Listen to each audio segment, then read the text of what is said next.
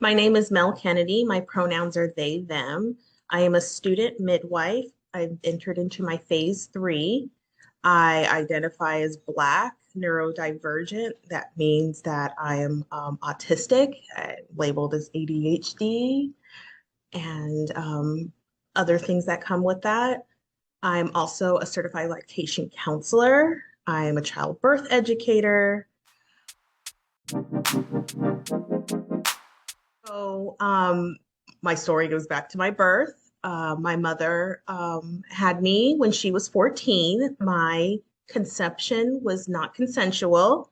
So I got to live and be raised with by a teenage parent and getting to see the um, the difficulties that came with being an adult and having a child and having adult responsibilities, but still being treated as an adult and not having autonomy. So I grew up in that environment and seeing those things, and it was traumatizing, but it's given me a lot of information to grow on. So then I became a really strong advocate early on. And then with the birth of my first child, I lived in England and going through that process through the NHS and having midwifery care that really inspired me to want to bring that type of care to the United States. So I became a liaison between the NHS and military spouses in that area to translate pretty much different cultural experiences people would go through.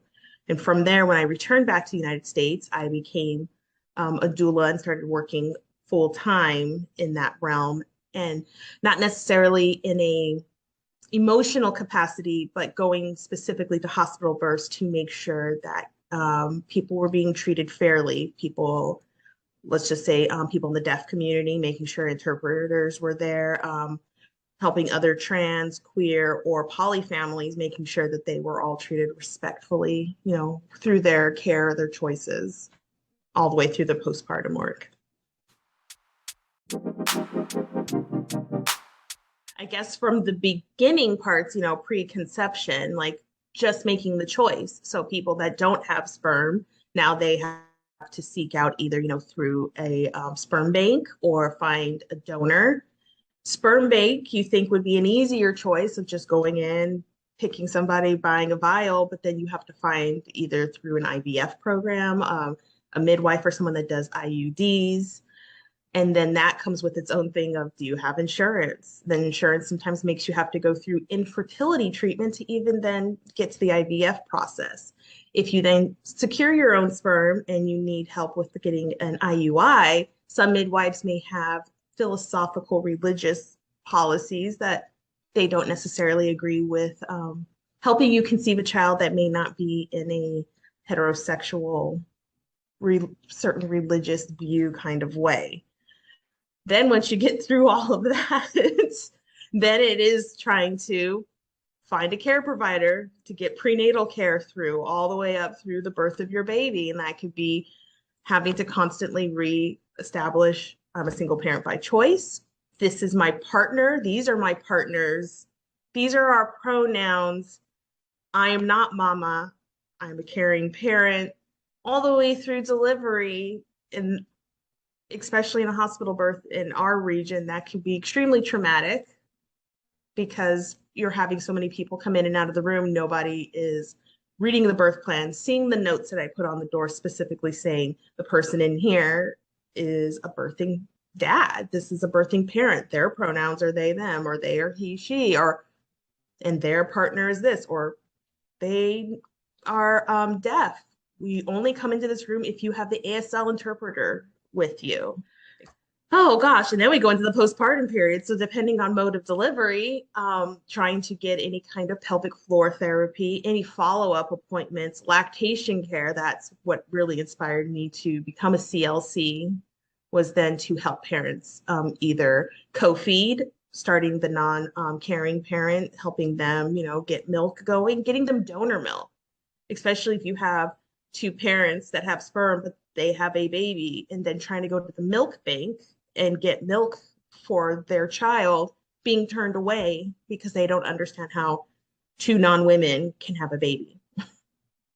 So it is, it has been very hard for the community out here, but through all of that, we do have moments of joy, and I'm really excited that I can help people with resources and get there. And then that's definitely what is bringing me on my journey to become a certified professional midwife in this region. So then I can continue to expand care, change policy, and give a face, professional face to this, to my community that is in desperate need.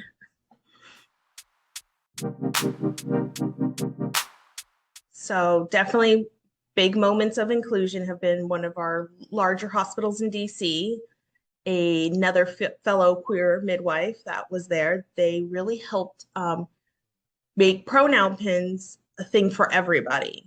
So everybody that works on the labor and delivery floor, their name, what their job was, and what their pronouns were. And everybody, when they came into the room, was very good at explaining who they were and what their pronouns are, and then asking the parents. Or on their whiteboard where you put down, you know, we're going to have a birthday, who's in this room, what are your pronouns?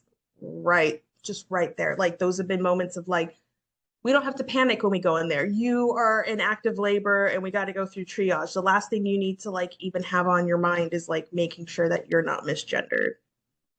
So those have been extreme, to me at least, extreme moments of joy, knowing that that's the last thing my clients need to have on their mind. They can just focus on the process of giving birth. Other big moments of joy that I've served a lot of poly families. So being able for all the partners, I think I've served families that had up to 3, not even a question of, well, who's the real partner anymore? And them being all allowed to go into the room, all equal. One time there was a baby that needed to come through a cesarean section. So between the 3 of them, they discussed, you will go back there and be in the OR, and the rest of us will wait in the waiting room. But then postpartum, they were all allowed to come in there, and they just did shift rotations because there was only one couch for them to sleep on. But those have been moments of just like showing hospital staff and everybody that families come in all different formulations. United States, it's by state about who could become a midwife, what type of midwife and everything. So finding a program through that, then reading through their course curriculum and seeing how inclusive they were. I understand some textbooks may not be inclusive. If their teachers or instructors were culturally competent on top of that, but then did they have that extra layer of, you know, gender and sexuality education? So yeah, that brought me to the school I'm currently going to, and they've done a wonderful job. Everything, like they've even changed, you know, their breastfeeding course is now just human lactation, human milk. And I'm like, that's a huge marker, like just going through that and just being like, great, me using inclusive language. I don't have to edit questions and being like on future documents, do that. So that part of the education was a journey, but now my biggest thing has been actually seeking preceptors. And I'm currently on my 3rd preceptor because my first 2 were not safe people and had really traumatic experiences with them. And my school, the best thing they could do was bar them from ever being preceptors for other students at their school. But those people still are able to teach and take on other students that I keep hearing about them reliving different traumas. And with finding a preceptor, there are a lot of midwives with very strong convictions, and they are very kind, but they would never take on a student or a person like me. They'll never help me on my journey because they don't believe that a person like me should be in this field. The last 2 months have actually been in Indiana. So that is a 9 to 10 hour drive from my home. And I had to live with my mentor for 2 months, 8 weeks in her basement. It was just a great person. But that was the only way I could get numbers because current midwives and people I've worked with in this area, everyone is allowed to what type of care they want, and understanding that a student will be accompanying the midwife. Oh, great. Who's your student? Well, great. Here's their, profile. Here's their biography. And in the kindest way, it's, we don't feel comfortable working with the student. They don't feel comfortable working with me. And that's okay. That's fine. Everyone has their choice. But then when it comes to creating more midwives, especially more Black midwives, more trans and queer midwives, it's almost takes like a whole 10-year process. It's taking me 2 years just to get to phase 3, and I'm almost done with my educational modules part of it. It's trying to find that balance between, like, this is holistic care, it's client-centered, like we're meeting you where you're at. And also, in order to increase this so everybody can have opportunities to the same type of care you want, we need to train, we need to make more midwives. This is the process on how midwifery works outside of, a hospital setting. We already have a standard, midwifery model of care. It's holistic, it's client-centered, it's about the family, either creating or continuing or building. Like, it's already there. It's already inclusive.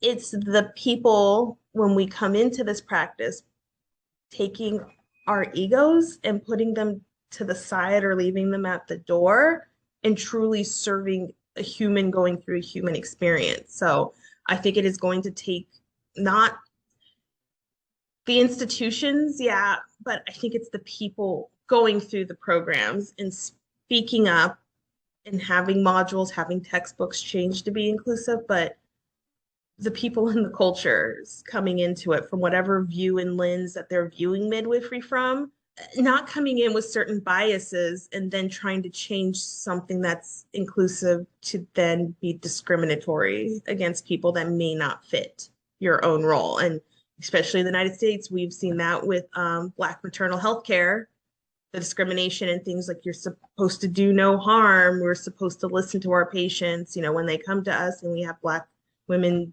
dying by the thousands every year in the United States. So being then trans inclusive then gives trans individuals the rights and the choices to conceive, to have children, to build families in any way that they want, and to be supported in healthy, safe ways that doesn't cause them trauma. I just have a simple dream. I'm not trying to build big birth centers or do anything, I just want someone to be like, I want to have a baby. Great. What are your options? Let's get you started. Or I'm having a baby, but I want to have my baby at home. Or I want to have my baby at the hospital with like competent people that I just got to tell them once and they're like, great. And that's who you are. And let's help you have a healthy pregnancy and a great delivery. There has to be a way that we can call for accountability, people going through certain processes. Like, was it an inclusive school? If it wasn't inclusive, you need to take a cultural competency thing and something actually built and made by the people of that culture. Yeah. We need a place to put grievances that are actually followed up. As a midwifery student, if you're a midwife that has a stable business, you have returning clients, you are able to own a home, go on vacation, do all these things, not have to worry about buying groceries, and supporting and sustaining your family and your way of life, pay your students.